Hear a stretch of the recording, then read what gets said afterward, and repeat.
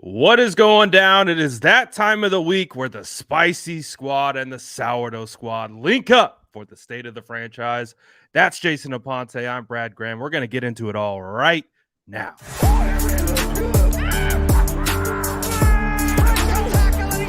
Smash that like button if you haven't already. Love to see it.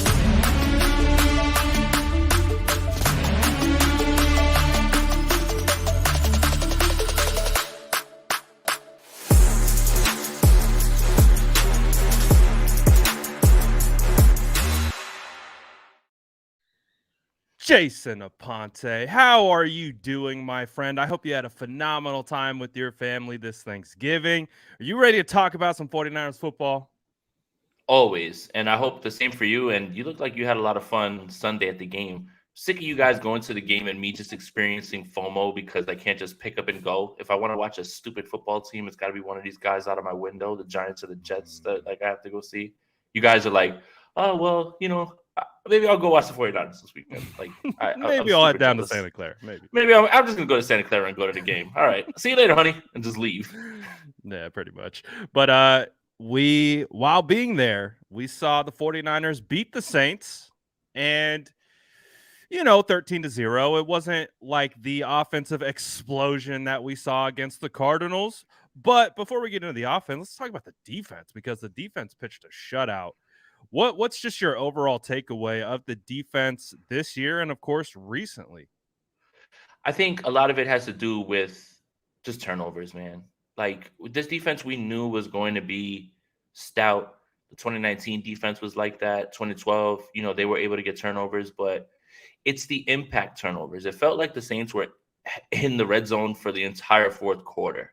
Yeah. And obviously the situations differ because the Saints were in 4-down territory. If the Saints really wanted to be jerks, they could have just took a field goal and snapped the second half streak, right? And but I thought they were playing to do it too. I thought they were going to do it. They're like, nope, we're going to go for it.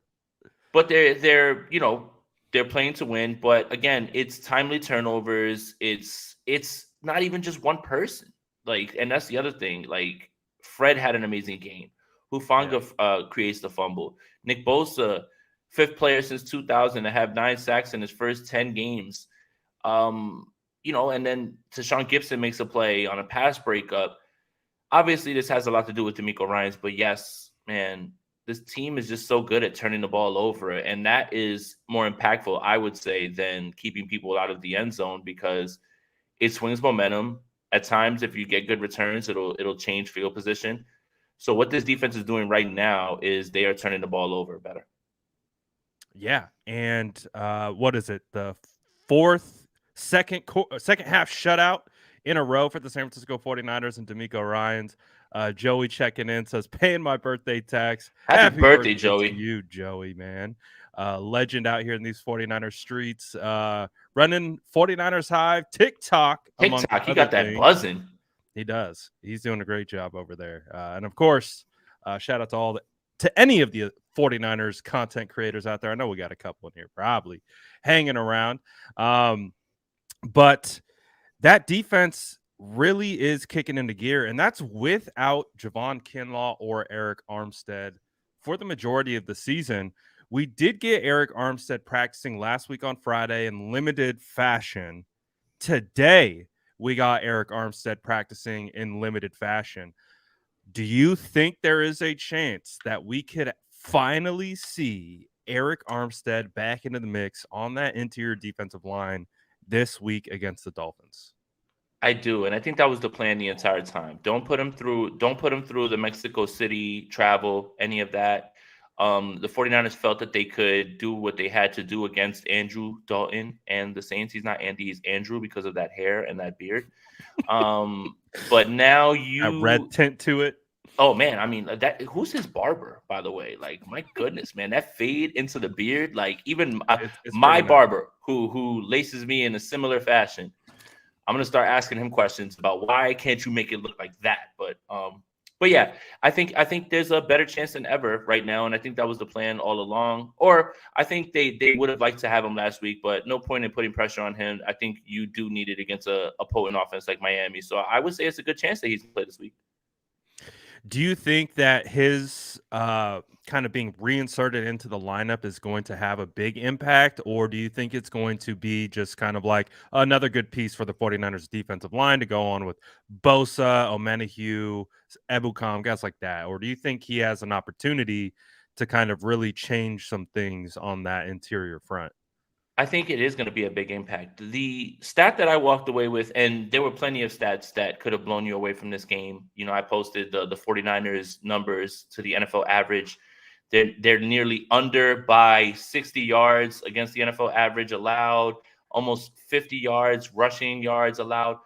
But the one stat that kind of jumps out at you is that the 49ers are number one in all metrics and then dead last in third and short, which seems to be the time when people are running straight up the gut.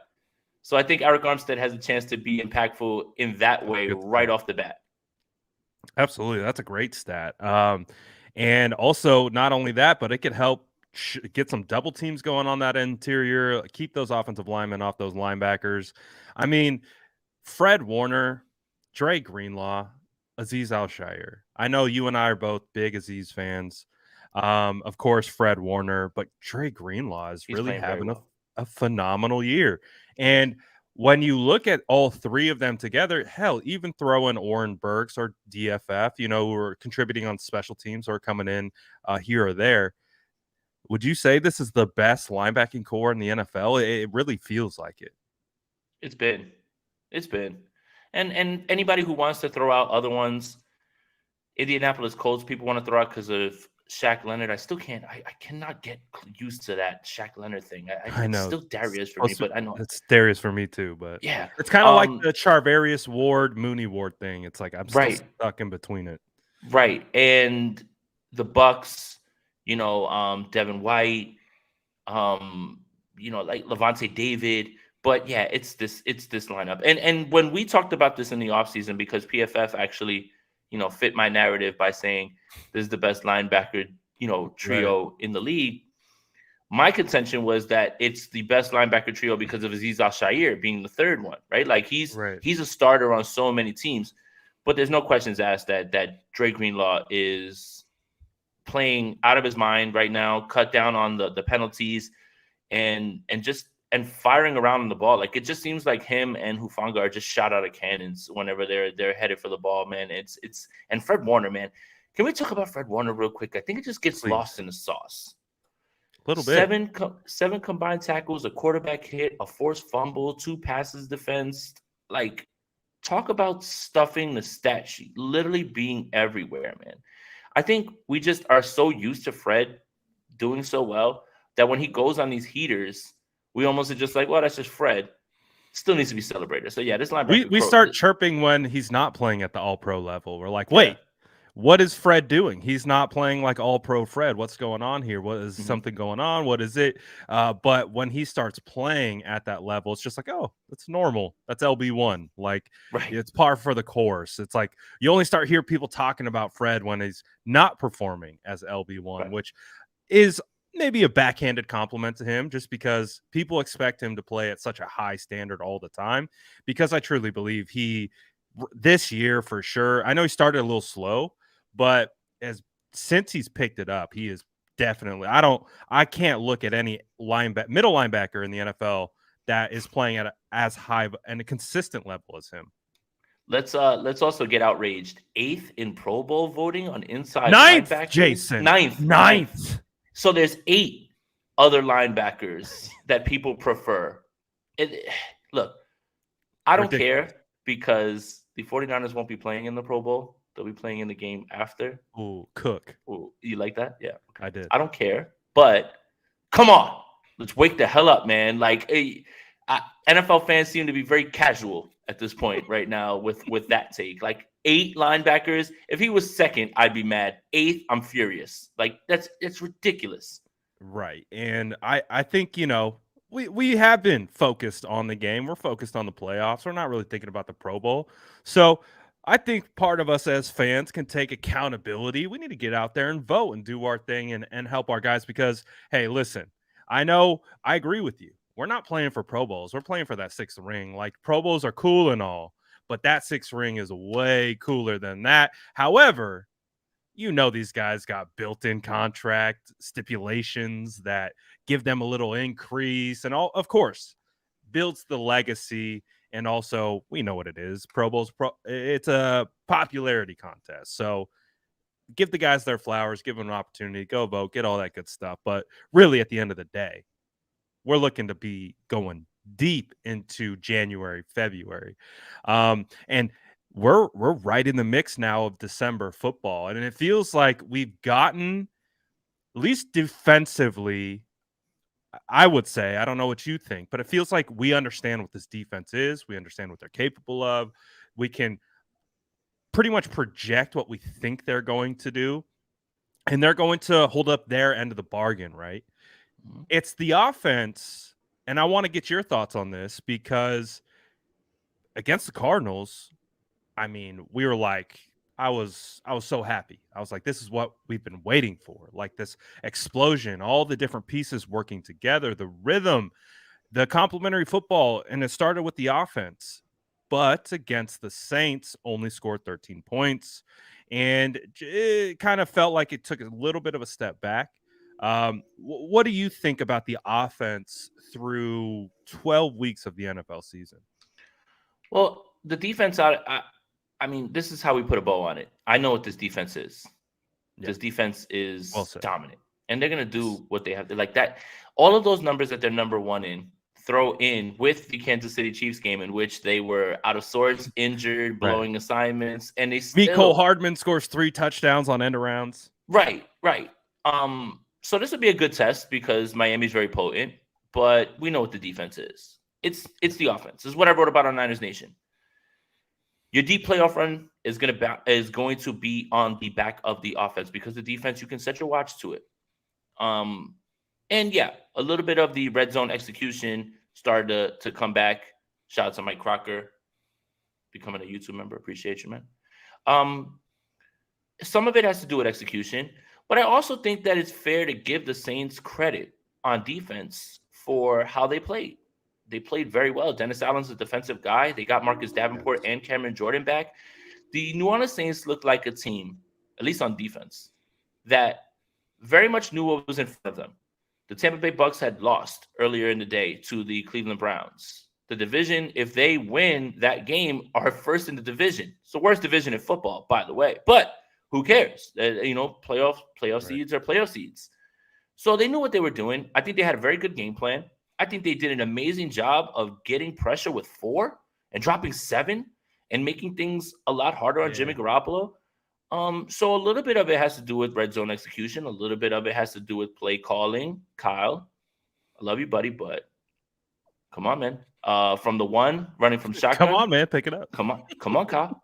Running from the one shotgun. You have the quarterback sneak in your back pocket. Come on, man. Come on, Kyle. There's been a couple plays or a couple, I would say, opportunities where it's been 3rd and 1, 4th and 1, whatever it may be, and you got Kyle running out of shotgun. It's been an interesting trend. Kyle, come on, man. Especially when Coach. you got Kyle Juszczyk, you've got Yeah. George Kittle, and you can just go heavy and say, we're going to run it straight at your face. Stop us. I haven't seen that from him yet. Yeah.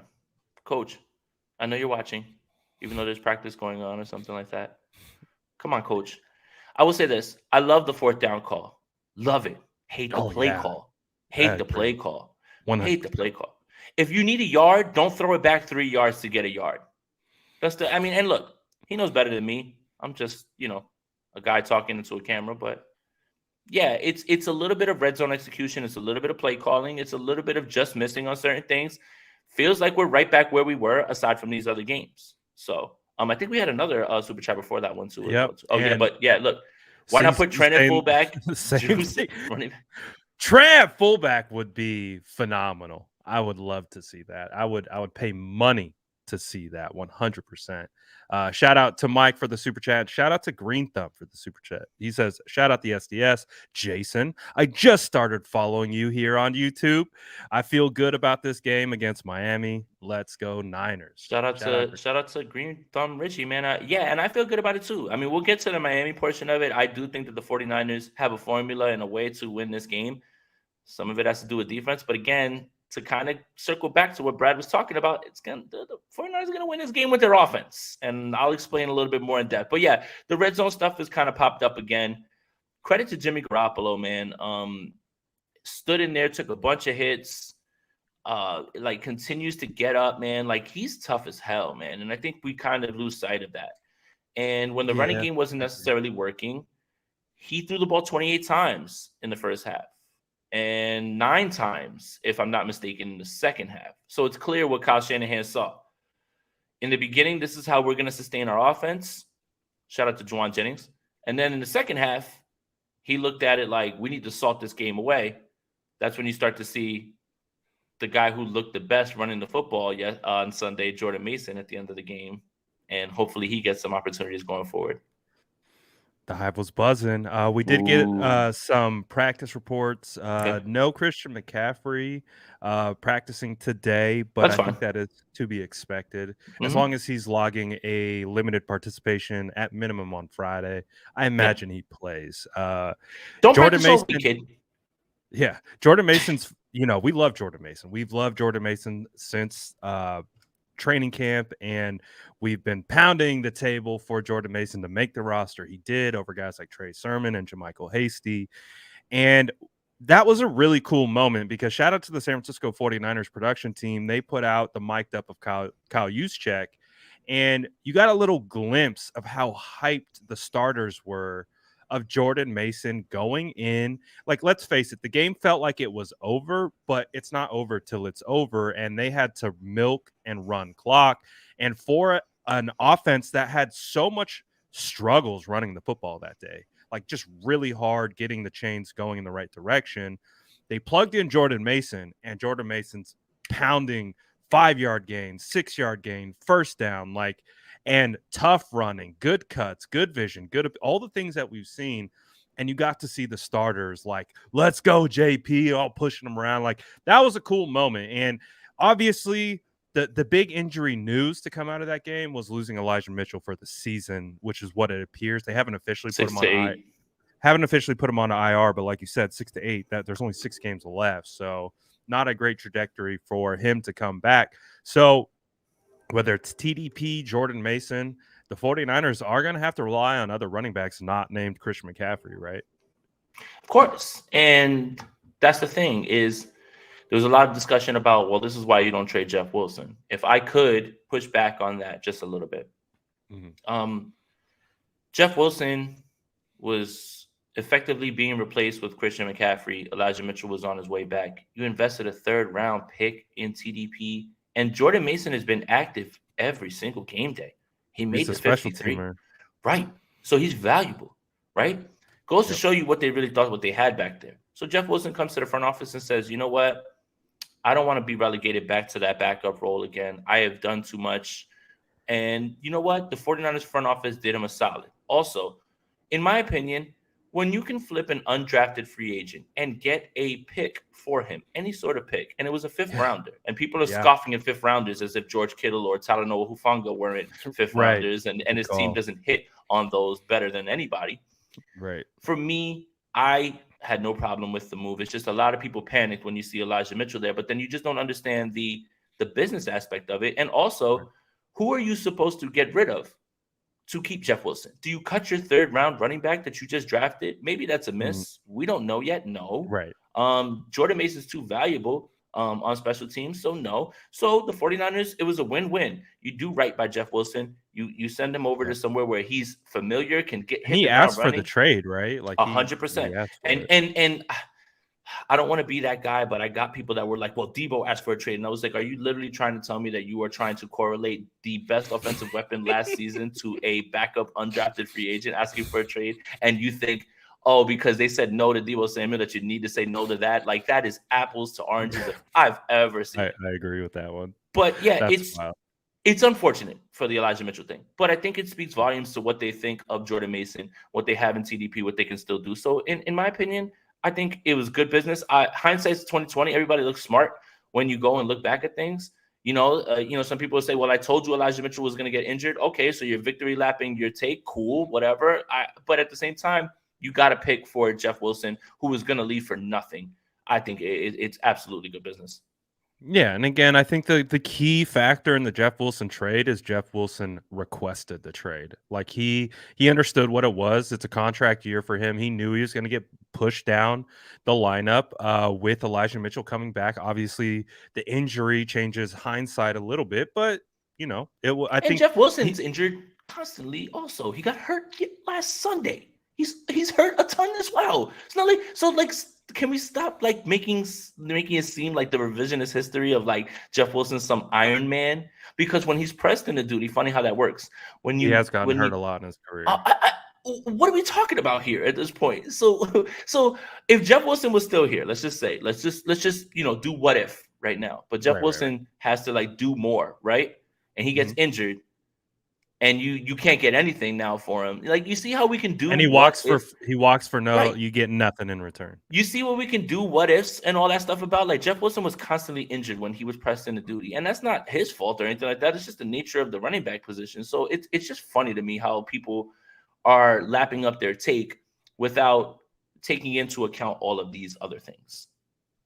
Absolutely. Roman says, I really hope Mason gets more looks, especially since Eli went down and McCaffrey is a little bit banged up.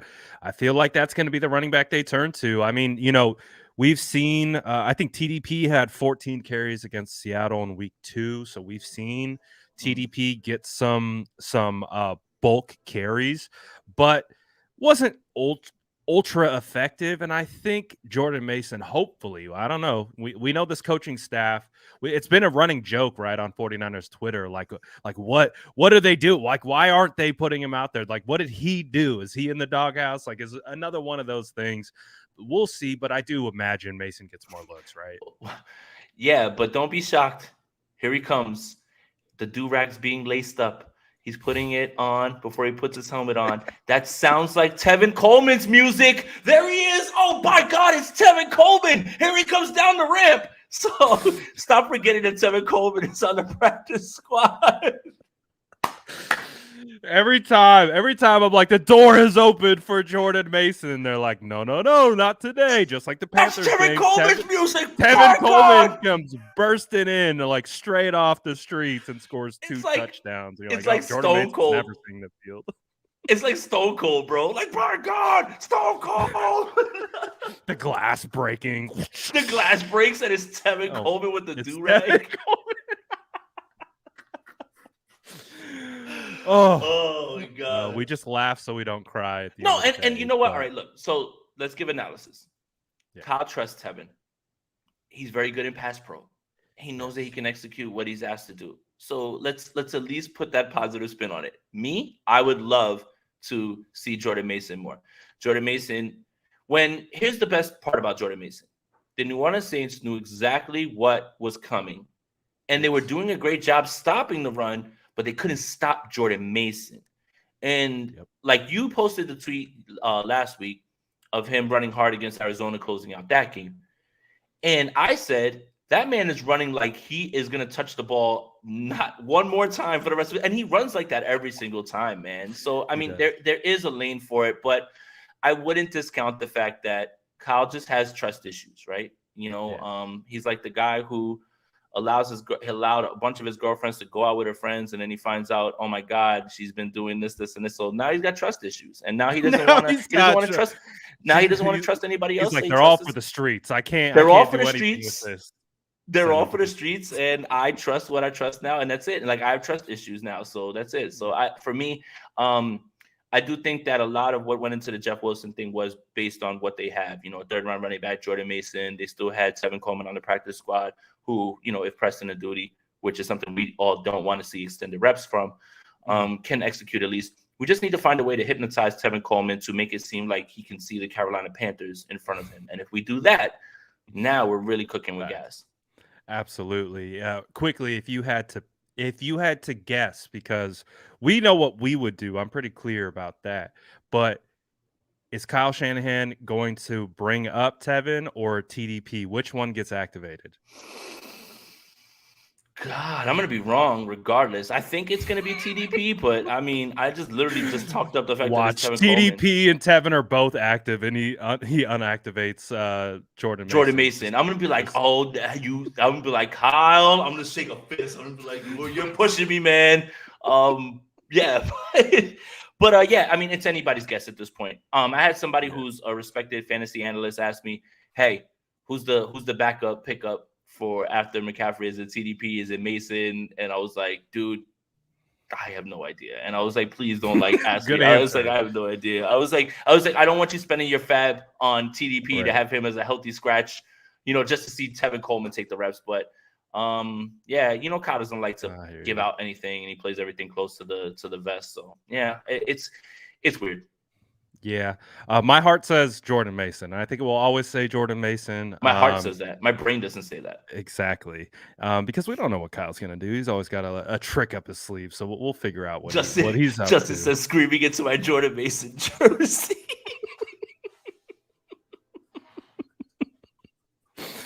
The 41 too, legendary. Oh my god. Yep. Corey Soto, thank you for the $10 super chat. He said picked Niners to lose twice this season, ATL in this game against Miami. Haven't seen much from O out of the division. A division, and D is great, but Waddle, Hill, McDaniel will get points. They've beaten the best. Niners not one. Maybe that's a good transition a little bit, and we start talking about the good old Miami Dolphins week. and Dolphins. Mike McDaniel and Raheem Mostert and all the hubbub. But let's stick with the X's and O's. What are your expectations for this game? High scoring? Is it going to be a defensive battle? What do you think?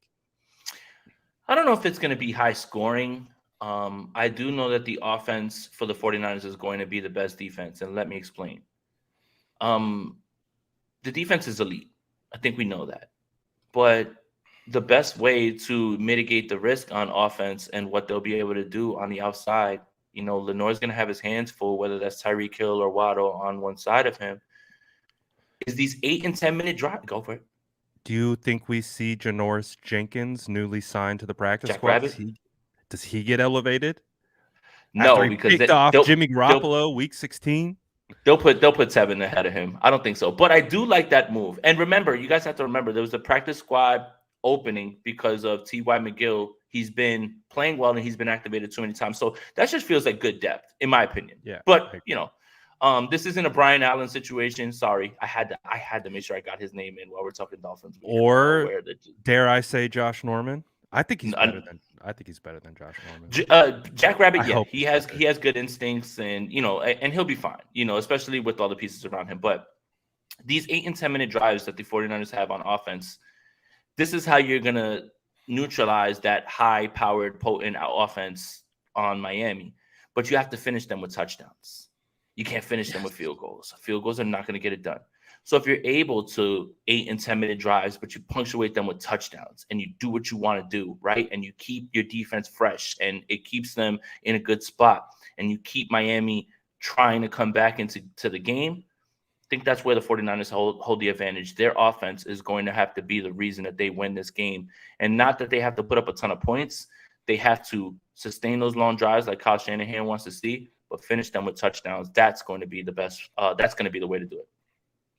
Who do you think has the better offensive coaching performance, Shanny or McDaniel? And again, McDaniel's going up against what we consider the best defense in the NFL. I'll be honest, I'm not familiar with where Miami's defense ranks in that regard. Not good. Let's say mid at best. Okay, that's where my gut feeling was heading into this. You can't play Kyle Allen and the Houston Texans every single week, Dolphins fans. Okay, so don't puff your chest up about that. Like I had Dolphins fans in my YouTube comments like, "What did you see? Tua didn't have to play the second half." Yeah, well, Kyle Allen and the Houston Texans are terrible. Like no one cares, right? Like, that was bad. That's terrible. He's throwing it right to them, right? But I'm sorry, keep going. But they did recently acquire Bradley Chubb via trade. They got one of my favorite prospects, Jordan Phillips, the edge rusher. So they have a pretty decent defensive line. They still got not Xavier Rhodes. Xavier Howard. Thank you. and they've got Holland out there too. So Yep. they've got pieces on Mhm. that defense. But not as many as the 49ers at this point. So I think that's going to be one of the things that I'm looking for is obviously there's I'm a big Mike McDaniel's fan. I'm Wilkins is good borderline too. stan a little bit because when the 49ers were in that rut last year and you saw the offense changing and tweaking, I was like, that to me looks like Mike McDaniel, especially as the offensive coordinator and run game coordinator. And the things that they were doing with their Zorro concepts and things like that, I was like, that looks like Mike McDaniel. And I gave him a lot of credit for that. So I have a lot of respect for Mike McDaniel. So I'm really interested to see how these offenses look, especially with all the noise that's even Kyle's getting asked about it. I'd sense a little Kyle, just a little peeved about all the comments about Mike's personality and all that stuff. So I'm just like, I'm very interested about that matchup, even though they don't play each other. It's offense versus No. defense. I'm Yeah. very interested to see how it plays out. The real chess match is going to be McDaniel against Ryans. Who knows one better than the other? And Great call. let me say this as well. Kyle Shanahan has a very good record of cooking his proteges. Another good call. All right, third good call. If you're looking for Mike McDaniel hate from me, you came to the wrong place. Let me take you back to March. Brad, Jordan, and I were at the combine. I am walking through to get my, you have to do the metal detector. Security check. Right, security check. So they look to the laptop, all that stuff. And we're on our way to the podiums where general managers were going to speak. John Lynch was going to speak. And that's where, I was able to ask John Lynch the question about Mike McGlinchey, right? But I'm done, and I look behind me, and it's Mike McDaniel. And Jordan and I were like, oh, no, we got to, and we walked up, and we said, and I was like, hey, Coach, we love you. Good luck to you. We cover the 49ers. I was like, real quick, what's your favorite Mike Jones song? And he immediately was like, Clubbing featuring Paul Wall. And I was like, Coach, I was like, fucking love you, man. I was like, go get him, man. I was like, go get him. And he was like, thank you guys so much. You guys have always been so nice to me. Everything. Like Mike McDaniel is the type of coach that everybody gravitates to. If you listen to Andrew Hawkins, I believe on the Rich Eisen show, he was, first of all, forthcoming with his actual football IQ, which is huge. Mm-hmm. But he talked about his personality. And that's what I got away from it right away when I spoke with him. He was so he could have immediately said, hey, man, I'm on my way to the podium. I wouldn't have been mad at him. He's got things to do. But he was so nice to even spend a few minutes with Jordan and I. And then if you guys remember, there's that viral video of someone asked John Lynch, during that press conference while we were all there, everybody's on the podium, about Mike McDaniel. And he said, look, we love Mike. Oh, that's right. And Mike McDaniel's like, hell yeah, John. Yeah. And it's just funny because I was standing right next to McDaniel. And it's just, again, football is X's and O's. Football is being able to lead men. But football is also a bit about getting guys to follow you and be personable. The way that Mike McDaniel is, it is hard not to root for him. Just take a look at what he said after the Chicago game, because if you watched on the sideline, Justin Fields was running all over them and he yells at him, hey, stop it. And they asked him, like, well, why did you say, hey, stop it? He goes, because he was scrambling and I told him to stop it. He was like, and he didn't accept the coaching and it was really annoying. Like, there's so many coaches that are robotic, say things that are cliched. Mike McDaniel feels like a person that is all of us, any of us. And I think that's what's really cool about him. I will root for Mike McDaniel every single week as long as he's not playing the 49ers. So it's just this week. But if you're looking for Mike McDaniel hate, you came to the wrong person. Listen, I'll be the first to say, like, I never really thought too much of Tua at Alabama. I didn't think, I didn't spend a lot of time scouting him, so I'm not going to pretend like I'm going to hang my hat on that. But at first impression, first glance, I was just like, he just seems like another guy to me. I understand the hype and the winning pedigree and all that type of stuff, but he just seemed like another guy to me. And when he was in the NFL and I think he even spoke about this earlier this week or pretty recently. I forget the name of the previous coach that was in with the Dolphins, but he was basically and it was Brian Flores. Brian Flores, thank you. And he was basically saying, like, I was questioning, am I good at football? Mm-hmm. Like, I don't know. And what do we talk about a lot with Trey Lance? Building up an environment of belief, giving confidence, presenting an environment that breeds confidence, maybe for someone who doesn't quite have it yet. That's what Mike McDaniels brings to the table as a coach. He has the ability to not only scheme it up, do that type of stuff that you have to do, the day to day, the operational, and then go out and call plays, but he can build belief and empower his players. And that to me is the number one quality in a head coach. And that's why I respect McDaniel so Yeah. much, because I look at Tua and I look at the way he's playing this year, and I'm like, man, I got to give a lot of credit. I give a lot of credit to Tua. He's showing that he's capable. He's playing But very well. right. But I also got to give a Yeah. shitload of credit to Mike Yeah. McDaniel, because you see their interactions on the mic'd up. Like it's easy to see. Like they're boys. I was just about to bring that up. So it's during the game last Sunday, and Mike McDaniel's like, "Oh well, Georgia's the best SEC team," and he's like got the play sheet over his body. He's like, "They got Tua, can't hear me," like literally trolling his quarterback about the Right. Bama SEC thing. And it's just, again, man, all of this stuff doesn't feel too big for Mike. All of this stuff doesn't feel like he's in over his head in any way. And he didn't come to Miami with the idea of moving off of Tua. And I think you're absolutely right. Like him being able to reinforce that. And Tua spoke about, how important it is to hear someone believes in you. Mm-hmm. And essentially, what Mike has done is brought over the same sort of offense, or the same exact offense, from San Francisco, and asked Tua to do exactly what Jimmy Garoppolo does. Meaning, get the ball out fast, get it to your guys in space, make sure that you hit them in stride. Everything's going to be yak. I will say this: 49er fans, don't kill me. Tua is doing a better job of processing the field. Tua is doing a better job of pre-snap diagnosing, but they're asked to do the same things. And if someone wants to say that Tua is better than Jimmy because we still haven't seen his ceiling, I won't argue that. But I do push back a little bit on the Dolphins, who want to push this narrative that like Tua is like far superior than Jimmy, but they're asked to do the same exact things. Right now, Tua has almost 200 extra passing yards over Jimmy Garoppolo, and Jimmy Garoppolo didn't take over until week 2. He has one less interception than Jimmy, and I think it's like 4 more passing touchdowns, but Jimmy has 2 rushing touchdowns too to go with it. It's pretty close. It's Tua very has close. 19 touchdowns and 3 interceptions, and that's really similar to what Jimmy is putting up to a TD to interception ratio. Yeah. So again, like Mike McDaniel knew exactly what he was getting himself into with Tua. So I'm gonna reiterate this. I think I've said it all week on like every podcast I've been on.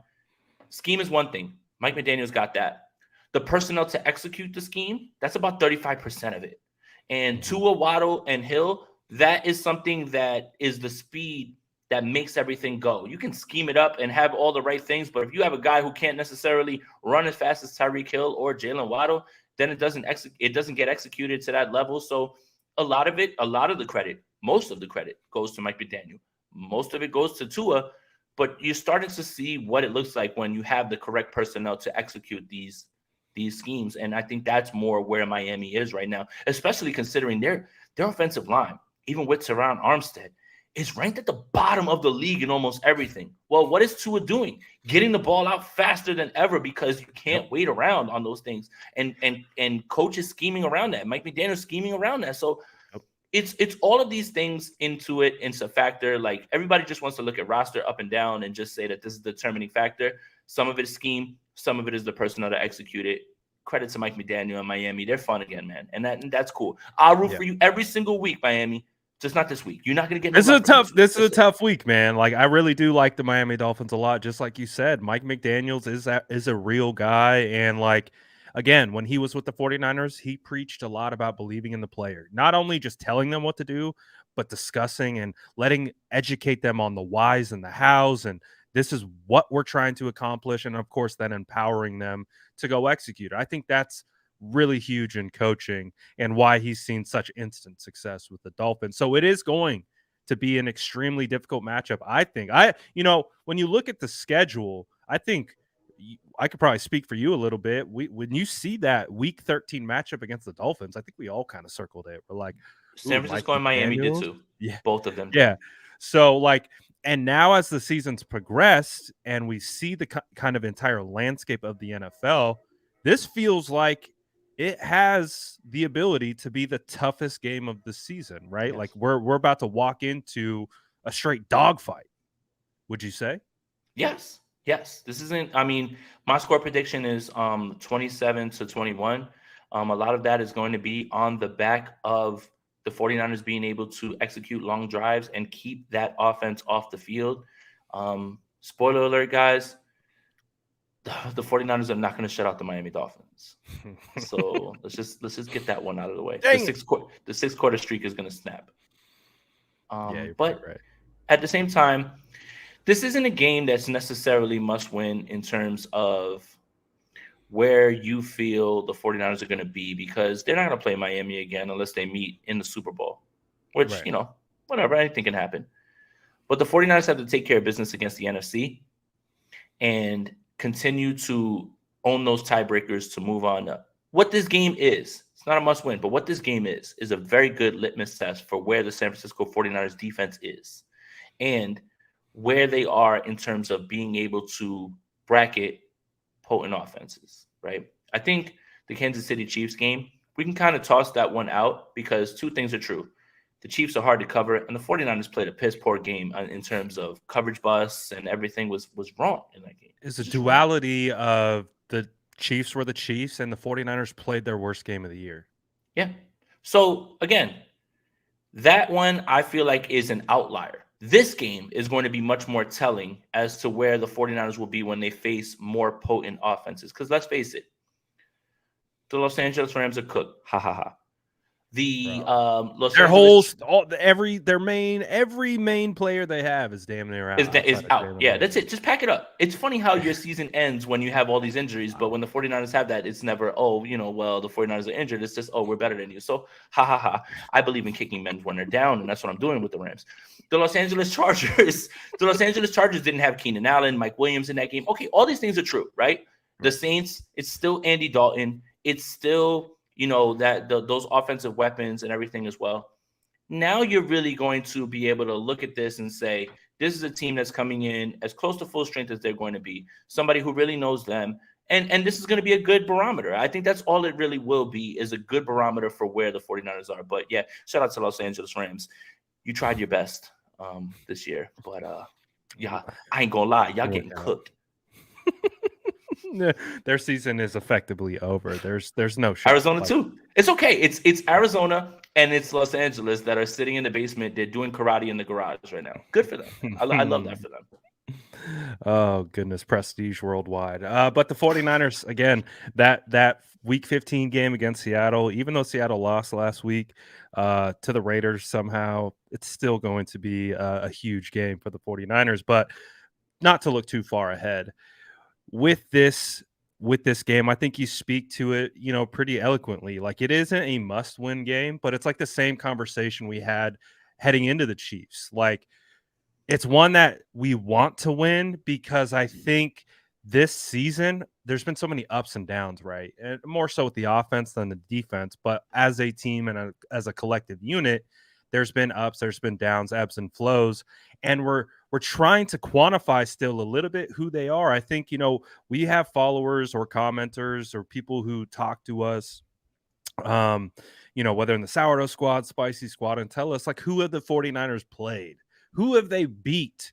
And you lose to teams like Chicago and Denver. I mean, Denver looks terrible. I think you talked about it last week that Russell Wilson trade is like one of the probably worst trades in recent Seattle, memory. they can't keep getting away with this. They can't keep getting away with this. They literally took those picks and they drafted studs at almost every single position, and they moved on and they got better. I am so tired of Pete Carroll, man. Oh my gosh, that was an elite Breaking Bad reference. Thank you, Breaking Bad reference with Jesse. They can't keep getting away, and they got away with it again. And I'm sick to my stomach, but that's for another couple weeks down the road. Mm-hmm. But I think with this game, right, we want to see like what this offense, defense, special teams, complementary football show us who you are and what you are against the best, right? Would you say that's kind of what this game is, at least? Maybe more from a fan perspective, more so than a team perspective, because they know what it is. It's a week-to-week business and things can change in a hurry. But from a fan perspective, like this is a measuring stick game, like you talked about, the litmus Hell yeah. test. Hell yeah, it's a litmus test. You have speed on both these sides. What is Lenore gonna do now with these, with this test, right? Like, what are they gonna do? Like, it seems like Charvarius Ward has been staying on the right side, so I wouldn't expect him. And first of all, Mike McDaniel is not gonna peg Tyreek Hill on one side the entire time, Right. And now it really is going to become what's going to happen when you face in the playoffs the more potent offenses. The only other offense that they faced that has been as potent in terms of personnel, styles make fights, we talk about that all the time, has been Kansas City. And it was Seattle earlier in the year. Other than that, you can really make a case for the fact that the 49ers have faced Denver, the Rams, the Cardinals, and those guys are barren, right? Like, it was the Cardinals with Colt McCoy, right? So Yeah. It's not taking anything away from this defense, because I know what this defense is. And those numbers that you're seeing are not something that is just a product of their opposition. It's who they are. That's who they are. That's Right. who they're always going to be. But it will be really nice to see them be able to see someone who presents a challenge personnel-wise on the outside that has a play caller that's very imaginative, that understands the tendencies of that defense. This is the thing. Like, if Mike McDaniel came from some other place in here, we would talk about this game completely different. But Mike McDaniel is literally from here. He knows DeMeco Ryans. He knows what this defense wants to do. That's what makes this all so much more interesting. The chess match between, I know what you want to do, you know what I want to do, who's going to execute. Does that give Mike the upper hand? It gives nobody the upper hand. That's the best way I could put it, Brad. Seriously. Because you can make the case that DeMeco knows Mike, but you can make the case that Mike knows DeMeco. So for me, it's gonna boil down to who is gonna make the better call, the chess match. Who's gonna understand what the other is trying to do? That's what makes this game so interesting. That's what makes this game so fun. That's why this game was circled. Let alone the fact that it's Mike McDaniel, Raheem Mostert, Jeff Wilson, River Craycraft, Trent Sherfield, literally every single former 49er Wes is going to be back Welker, in the building. John Wes Embry. Welker, like, and they're all talking about it, right? Like, so again, this game was circled the entire time, but I don't know who it gives the advantage to. I just know the chess match is going to be what I'm going to be locked in on. Who's going to be able to make the right call? Who's going to beat the other with their mind? This is what makes football so fun, is these things. Stylistically, can you slow them down? Can you make the right call? Can you put your guys in position if they are lacking in some way? Like Tyreek Hill against Diamador Lenore, I don't want to see that. I'm scared to death of it. Tyreek Hill has been torching everyone. That's not a slight at Diamador Lenore, but how do you combat that? How do you slow that down? Can you afford to send more than 4 on certain pass rush sets? Can you just sit everybody back and think you can do it that way? The chess match is going to be very fun. I agree with you. I think that the chess match is probably the most intriguing storyline from a football nerd's perspective. But I think the average fan has gotten their interest piqued by some of the headlines that have been made this week. And I'm curious, because that's what we do here. We talk about the 49ers and all the headlines.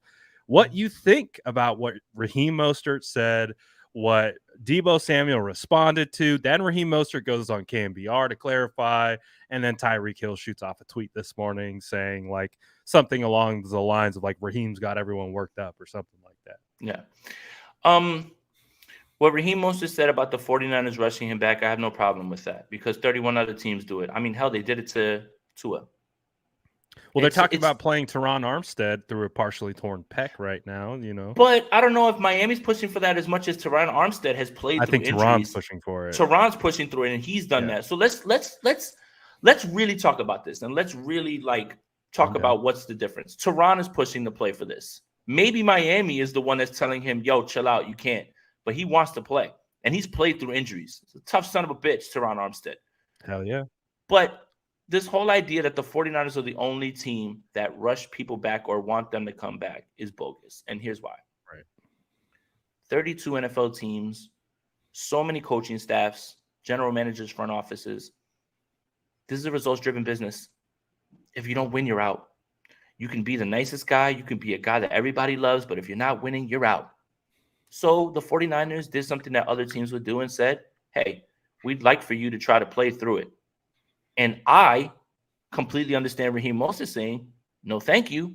They're saying that I would have a hole in my cartilage in my knee, and he has a family to take care of, and he has kids to take care of, and he wants to get another contract.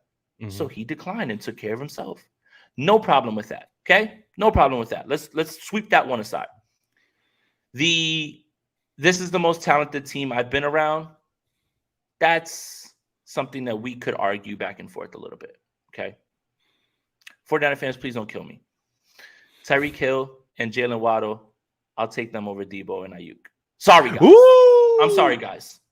I'm sorry. Woo! Okay? But give me George Kittle. Spicy. Give me George Kittle over Gesicki. Give me this 49ers offensive line over their offensive line. Give me Christian McCaffrey. And literally the reason that Jeff Wilson is not here is because Christian McCaffrey is here over Raheem Mostert and Jeff Wilson. And Tua and Jimmy, whatever. I'll leave that up to you. So that part, the whole most talented thing, that's negligible. That's cool. Like I'm okay with that. Here's my issue. This is the problem I had with what Raheem said. When asked, what's the difference between the offenses because they're the same thing, Raheem Mostert replied with, we have a quarterback who can actually sling it. Now let's dissect that sentence. Dissect it, because I think his response to it was kind of funny too, but go off. Right. So Raheem, I'm sure, didn't mean for that to come off in that fashion, but there's no further context that needs to be added to that, right? It wasn't taken out of context. And what is Raheem Mostert supposed to say? I miss Jimmy Garoppolo. God, I wish I was still over there. Like I'm stuck with this left arm guy. No. But what Raheem did wrong and what he had to walk back, and this is where I throw a little blame on him, is you have to know better about the way you phrased actually sling it, because that implies the quarterback that you played with couldn't ever sling it. So what you did was you gave out a sentence that was allowed to be opened up and dissected and was open for interpretation. That's on you, Raheem. That is on you. Here's how you could have said it. I'll never forget my time with Jimmy Garoppolo and the 49ers, and I absolutely love what Tua Tagovailoa is doing here, and I'm happy to be here. Boom. How does that come off any worse than that? Yeah, I get you in the PR game, Jason. Hey, look, I have lived this long. I've been married this long by being able to spin words. Married this long. by being able to spin words. Okay. Yeah. But yes, that was the only thing. That's it. Have nothing wrong with any of that. Jeff Wilson, his portion of the interview was boring. Like Jeff Wilson was literally, hey man, I love what those guys over there. I'll never forget. I'm just happy to be here. Like that was literal PR stuff. Raheem's mistake was allowing that one sentence to be taken that way and open to interpretation. So yes, I that's where I would throw the blame at him. Yeah, and it's been well documented that, I think on the business side of things, Raheem's felt slighted by the San Francisco 49ers organization. His agent came out and requested a trade via Twitter and set 49ers Twitter into a frenzy, and like half the fan base at that point turned on Raheem based off that simple tweet alone. But again, at the end of the day, it's business. Raheem talked about the business side of it. They didn't offer him a contract. It was like pulling teeth just to get them to take his contract that he first signed, get it converted to guaranteed dollars, not even adding to it, just converting it to all guaranteed. Because at that point, he went from a special teamer to the literal RB1 of the team. He just wanted it converted. There was a battle between that, and that sparked the trade allegation or whatever, the trade request. So I think, again, what you're saying and what it's going to generate as a result. I think there's some truth to that. And I can't fault Raheem for being honest, but I do agree the actually part and hearing his explanation. He's like, I'm a surfer, man. I like to surf. It's just like, I just say it like that. I was like, all right. I was like, I get the first part. That makes sense. Then he got to the actually, because Greg Papa asked him about it on KNBR, and he said, I like to surf. And I was like, oh. It's like, okay, we know what you meant. Raheem, My services for PR are available. You can just give me a call, man. If they ask you a question, I'll make sure I'm not drinking that day, and I will give you the exact answer that you need to give. Yeah, because if I'm drinking, I'll be like, completely man, sober. fire off on Jimmy Garoppolo. Let him know that you love Tua, boy. So I personally have a lot of love for Raheem Mostert. He is a huge supporter of me. He's always dropping, like when we were at the combine, he's dropping in my lives, asking me who we're scouting. Like, I got lots of love for Raheem, dude. So he's always going to be one of my guys. Raheem Mostert put on one of the most greatest individual playoff performances in 49ers history. Right. And 49er fans, we're passionate. Yes. We're angry at times. Which is fair. We ride for this team. Yep. But 220 yards and 4 touchdowns in an NFC Championship game that sent you to the Super Bowl is something that you just can't sit there and just be like, oh, well, who cares or whatever. Like, good. Right. Look, you can feel how you feel about what he said. I only have issue with the fact that I think Raheem is smarter than that, and he shouldn't have let this get to this point. Fair. I think that's fair. But do not attempt to downplay his contributions in the 2019 season when he was on the field, man. That the reason your team gained steam at the end of the season and was able to get to the Super Bowl, a lot of that had to do with Raheem Mostert. So don't let your feelings right now on this cloud and make you turn into a revisionist history person. That's it. He's a great guy. Like off the field, I like to put a lot of weight into people's character and how they carry themselves. He's a great family man, cares very much about his wife and his kids, something that both of us can relate to. So I got love for the guy. I can't help but have a soft spot for him, but I do think your assessment is accurate. I think he slipped with the wording. He didn't really help walk it back a whole lot. I think he did with the first initial part, but I think he knew what he was saying with Tua versus Jimmy Garoppolo. And hey, let's face it, Jimmy's playing decently well this year. I'd say we're looking probably at the most and it's not like ultra consistent, but in regards to Jimmy Garoppolo, it's probably the most consistent we've seen him play since 2017. Well, maybe. Brad, I mean, stats are there to be, pushed out there to push whatever narrative. If we wanted to, we could make a statement like, what's the PFF grade say? We could make a statement like Jimmy Garoppolo hasn't thrown an interception in 5 weeks. And if somebody didn't do any research on that, they would think it's 5 games, but the 49ers have played 4 games in 5 weeks. And technically that's true. Technically that's true. I would have bought it. That's true. So it's just, look, right now, Jimmy Garoppolo is playing some of his best football right now at this point. I have no desire to break down what's going on with him. Don't tell me about almost picks, because if there's Dolphins fans in here, I watched Tua Tagovailoa throw 4 balls into the Pittsburgh Steelers' chests and have them drop all of them. You know what dropped interceptions go down in the book as, Brad? Incompletions. That's it. So I don't want to hear about interceptions being dropped. And anybody that wants to harp on that, I would implore you to watch a little bit more football, just a little bit more football of other teams, right? So, Look, is what it is. Jimmy's asked to do what Tua's asked to do. Tua's doing it at a very high level right now. He's playing very well, deserves all that credit. But this whole narrative that Emmanuel Acho has started about him being better than Justin Herbert, I think we should slam the door on that. It doesn't make any sense, man. Acho just got something against Justin Herbert. You know what it is? He doesn't like the social media quarterback. What is it? That's him backing himself into a corner because he didn't like Justin Herbert pre-draft. And when Justin Herbert started balling, he doesn't like being wrong. But he's got to defend himself. When he uses something to push that, I don't like that. I would respect it more, Emmanuel Acho. I mean, I've had to do it with Talanoa Hufanga, with Dre Greenlaw. I've had to do it. Not that I ever said Hufanga was ever going to be a bust, but I said I had concerns. You had questions. He squashed those concerns. I don't care. He can miss 1 tackle, but as long as he's turning the ball over, who cares? So guess what? Let me look into the camera. I hope everyone hears this because this is the last time I'm addressing it. I was wrong about Talanoa Hufanga. I am very happy at the way he's playing. He's incredible. But the fact that Emmanuel Acho cannot even do that, and he's continuing to try to find ways to build up ways to talk crazy about Justin Herbert, it shows someone who is stubborn. And I think that's really where I'm at with it. Yeah, and he also knows how to generate clicks, whether good, bad, indifferent. He's doing his job. He's getting people talking about it. So that's part of what he gets paid for. But hey, Acho is also someone who I think I heard the first nickname from him. One play Trey, I think is what it was.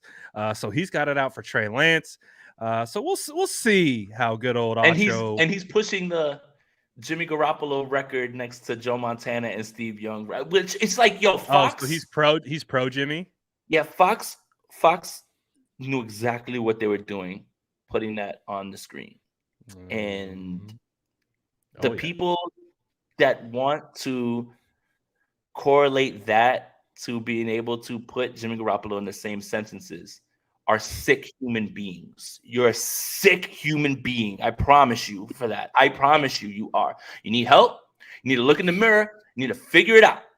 Because to imply that Jimmy Garoppolo threw 60 starts, by the way, he's missed 23 during that time also, which doesn't get, talked about, has a better record than Joe Montana through 60 games.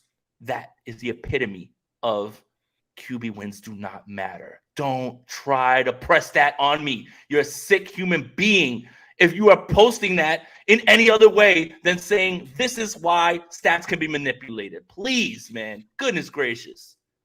Yep, tape don't lie. Stats can be manipulated, though, 100%. Corey Soto says, you want to laugh? Watch Chris Sims defend Zach Wilson to desperately save face. The guy who put Kellen Mond above Justin Fields, if I recall correctly. And he The says, P.S. guy Osho who is the worst the analyst of the guy who had game. Jalen Hurts all the way at the bottom, had Ryan Tannehill, number 11, had Baker Mayfield, number 12. Don't get it. Don't get it. Hey, look, I don't want to crap on Chris Sims. We all have the way that we look at things, and that's fine or whatever. Hey, But it's just like hit when rate isn't you 100% on at anyone. I don't all, care how you could be Scott McLuhan. Your hit rate ain't 100. at all, Right. at all. Like, come on, man. Like, so again, not to crap on Chris Sims, but when people start to say, well, Chris Sims said this about this guy, that you need to take it as gospel, he's got some misses and some egregious misses. Some Because bad ones. I would never have Ryan Tannehill anywhere near 12. I would never have Baker Mayfield in the 12 at all, like at this point. And then to have Jalen Hurts as far down as you did, now when you're looking at this, that top 40 quarterback list is an absolute whiff, like all the way through and through. So bad. Russell Wilson's like number 3. Christ, man. What are we even doing here? I will never forget him putting Kellen Mond above Justin Fields. When I saw that, my jaw hit the floor. I was like, this is the guy that we think is the quarterback, Kellen Mond, the guy Does both Kellen Mond even Jason have and a I job? saw at the Senior Bowl. Oh, dude. Just Senior Bowl MVP. A dumpster fire because he somehow pulled it together in the second half of the game. But if you were there for the week of practice, it was awful. Dude. Awful. Senior Bowl MVP. And when we were sitting in the media section, he would throw balls at people's feet and they would laugh, outright laugh. Insane behavior, man. I never understood the Kellen Mond thing ever. Neither did I. I think I tweeted out like, oh, Kellen Mond went from being a 6th-round draft pick in my eyes to undrafted after this week. Like, I was like, this guy's not like he's not good. He's robotic. He's not good at all. Like, his mechanics are weird. He's zero consistency. He's stiff like as a board. He shows glimpses, but Paxton Lynch showed glimpses. Like, you can find guys who show glimpses. It's not about the glimpses. It's about the consistency. And he didn't have it. And that's just a wild trip down memory lane. You get your ass to Mobile. You asked me about Mobile before we hopped on here. Now you get your ass to the Senior Bowl this year. The memories coming back up. That's it. You get your ass to the Senior Bowl and you get your ass to the Combine. I'm not playing with you, Brad Graham. It's going to be another phenomenal offseason, but we're not quite there yet. Nope. We got to get these Dolphins out of the way. Again, you said it perfectly. It's not a must win, but it is a measuring stick game. And I think the 49er fans believe that as well. It's going to be a tough one, right? Any way you spin it. You did your score prediction already, didn't you? 27. I got a 27-21. I think the 49ers offense, as long as they continue to sustain drives, stay on the field on 3rd down, but punctuate those drives with touchdowns, put Miami in catch-up mode and keep their defense fresh. I think the game's right there in front of them. And I think that the ultimate thing that will bring everything back to the levels You could say that the Dolphins offense is more explosive. I probably wouldn't argue with you right now with that, is that their defense can be had and the 49ers will be able to do what they want to do. So I do believe 8 to 10 minute drives, finish those off on touchdowns, keep your defense fresh. The Dolphins are going to score points, but if you keep them off the field, they can't score. That's how the 49ers are going to win this game. So it sounds like a perfect opportunity for Jordan Mason, baby. Sounds like just give him the rock. The agenda, baby. Push it. Push it. The propaganda. Push it. Oh, the Jordan Mason propaganda is heavy, and we are going to continue to push it because we believe it, by the way. It's not just an agenda. We do believe Jordan Mason is a capable running back. We'll see if he can be a starting caliber running back in this league moving forward. But the 49ers have depth. That's the key thing to take away from this. Potentially going to get Eric Armstead back. You lose Elijah Mitchell, but you got Jordan Mason, Tevin Coleman available. Wide receivers look healthy up until this point. Back to earlier, you picked Jalen Waddle. They said that's Tevin Coleman.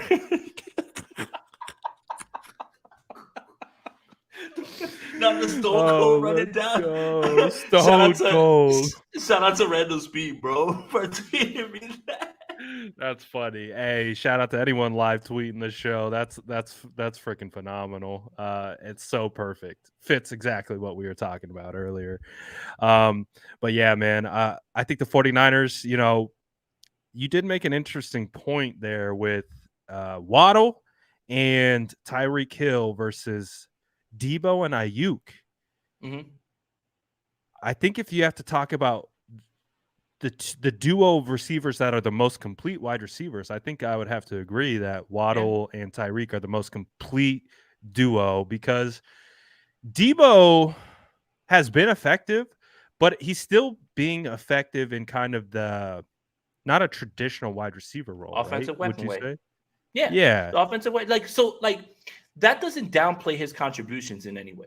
Tyreek Hill is all world fast, leads the league in all receiving yards, and he broke 1,000, I believe, within 8 games, right? And Waddle is very fast as well, too. And I do believe that, here's your second spicy take, Brandon Ayuk's the best wide receiver on this team. Yes. Wide receiver. Yeah. Mm-hmm. Complete route tree. Can go up against a Jalen Ramsey and beat him in any way that he needs to. But that doesn't downplay Debo Samuel's contributions and how he's used and how effective he is and what makes him so special, right? That doesn't mean that you can compare them apples to oranges. I wouldn't put Debo Samuel in a spot where I would say you can compare him to Devontae Adams. Devontae Adams is too good off the line. Devontae Adams is too good at running routes. Devontae Adams' hands are insane.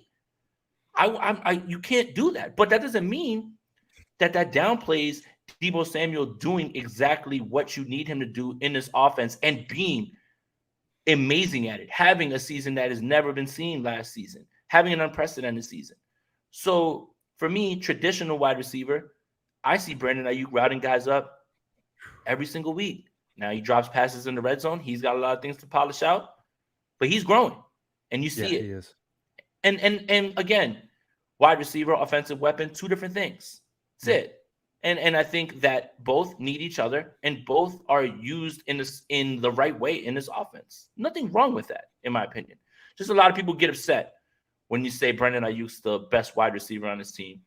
Do they? Yeah. People don't like that. People don't like that because then you start now I'm disrespecting Debo and all this stuff. I know how he's being used. He is a Swiss Army knife that needs to be used in the multitude of ways that he is. You get him the ball, no matter how, he's going to make something happen. That's how special he is. But you're talking about one-on-one, win a route, give me Brandon Ayuk.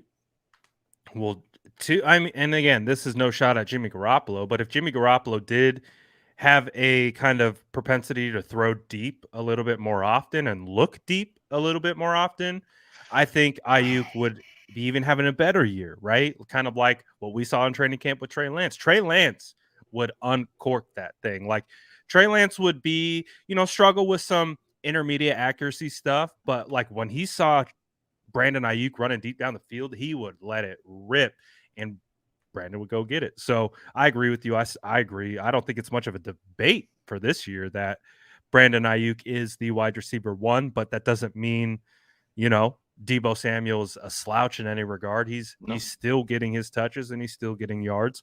But I think we saw that signature Debo Samuel game week 4 against the Rams.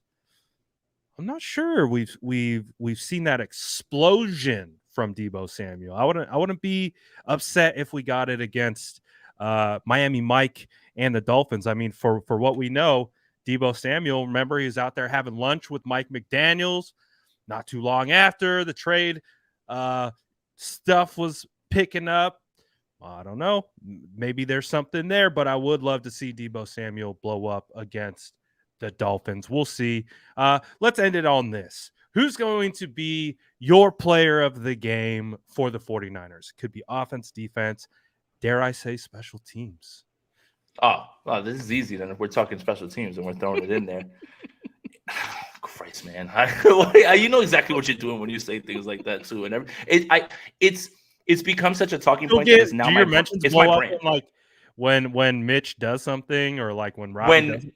When Robbie misses a kick, everyone starts adding me. Kickers don't matter. Jason was right. If he bangs it from 50, there's people that are like, "See, get cooked, Jason."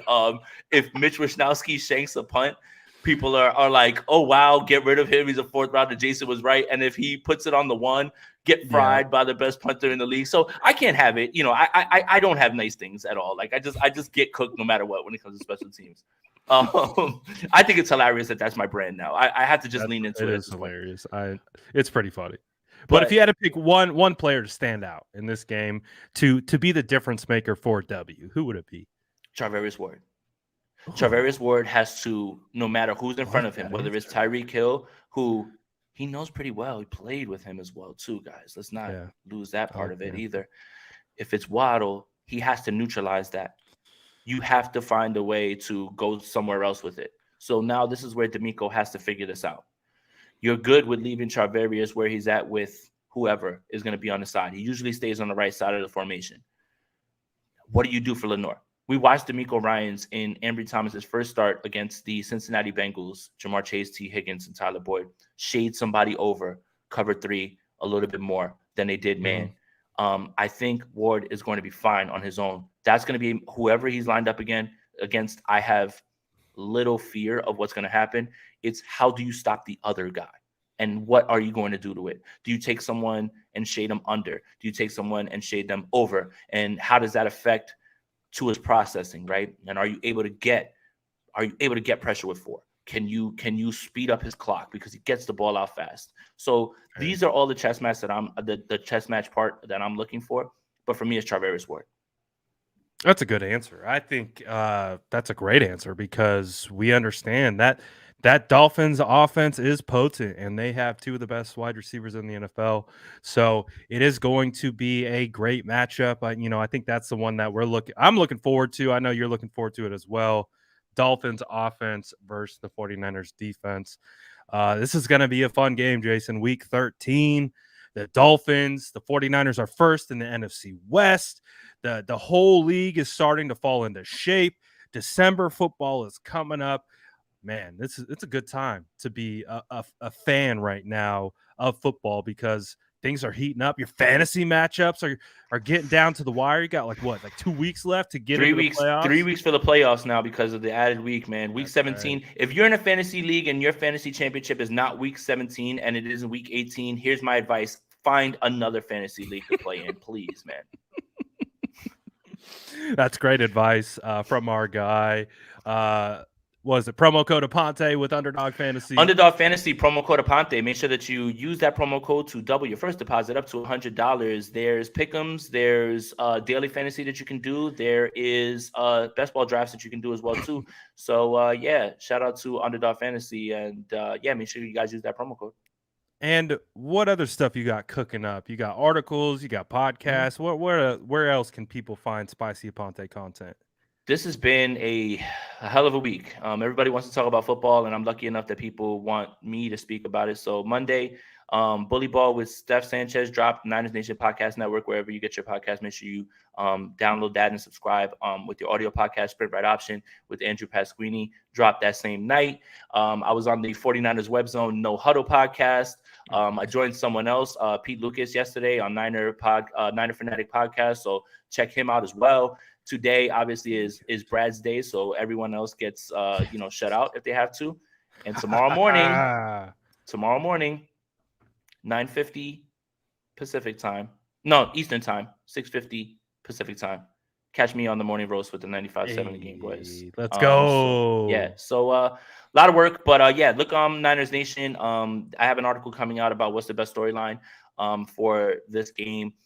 Put something out today, so 5 articles per week over there as well too. So we're working, man. It's a lot of work going on right now, man. It's tiring at times, but I'm just lucky enough to be able to make a living talking about this team. Hell yeah, man. And it's awesome seeing all the work that you're doing. You're one of the hardest workers out here doing this content grind. And I mean, we're in the thick of it, man. Like, I know the content grind for the off season can have its moments. It's wild to think that just a couple months ago, we were like, man, the season's got to get here. We're tired of talking about Debo get traded. We're tired of talking about the draft.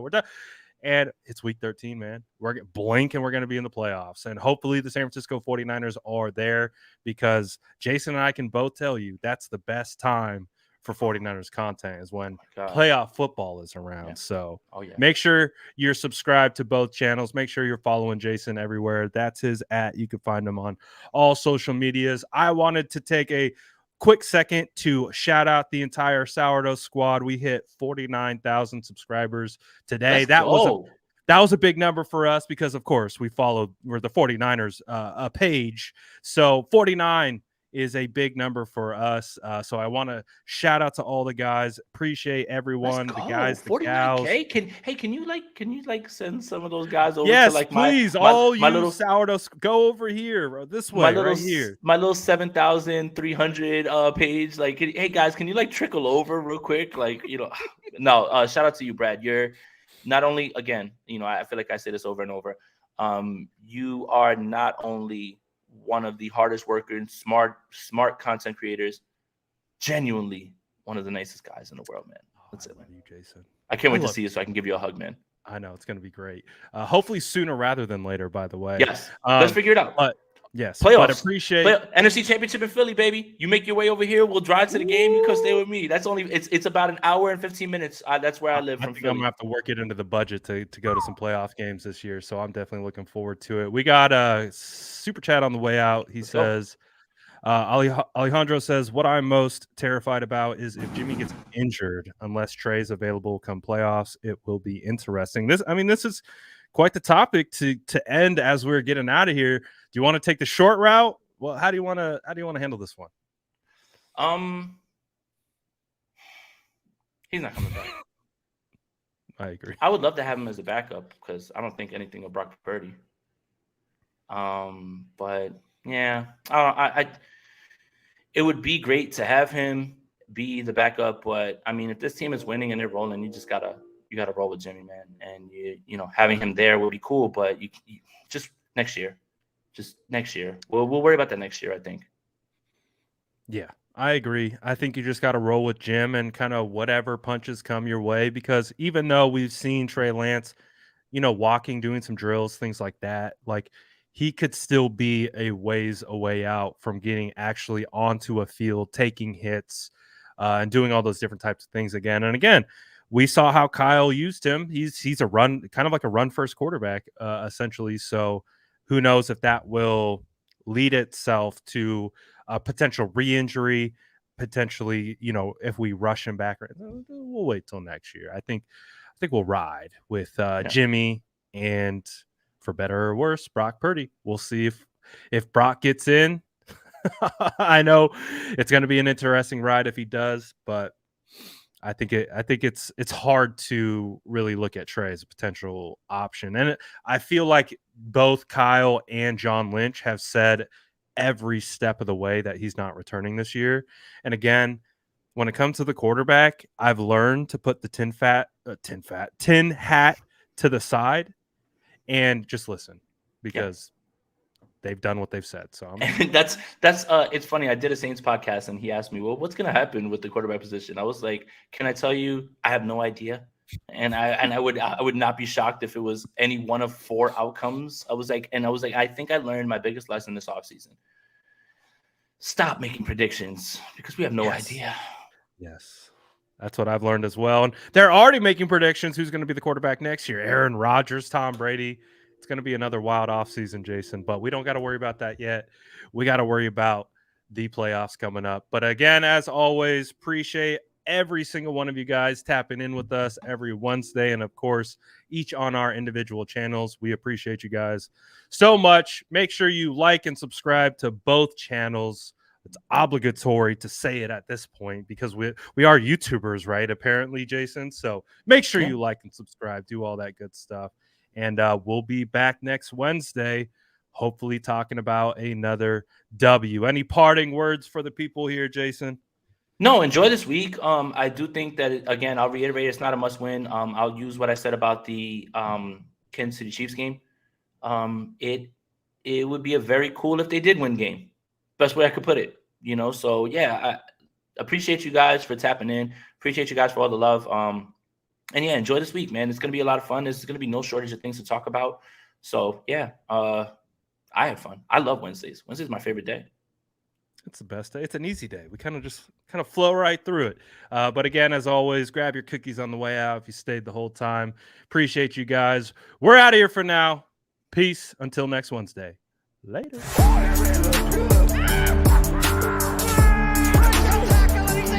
Smash that like button if you haven't already. Love to